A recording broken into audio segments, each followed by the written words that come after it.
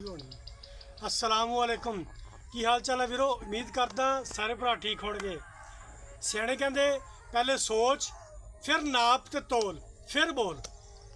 ये सियाणे ने अखान एवें नहीं बनाए। सियाणे ने अखान ये किसी गल नाल बनाए आ ते आपां नूं सोच समझ के नाप तोल के बोलना चाहिए, क्योंकि अपने अल्फाज किसी दे दिल आज़ारी ना करे। तो इस तो आपां नूं अपनी जिहड़े अल्फाजां ते काबू करना चाहिए। तो आपां नूं चाहिए कि भी अपने अल्फाज जिहड़े आ किसी दूजे नूं अपने अल्फाजां नाल दिल आज़ारी ना होवे।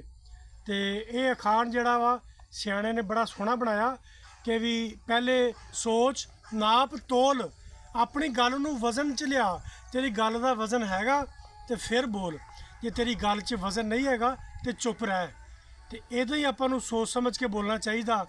अपनी बोल जिहड़े आ अपने अल्फाज आ ये किसी दी दिल आज़ारी ना करन। मेरा ये पैगाम सी। ओके, अल्लाह हाफिज़।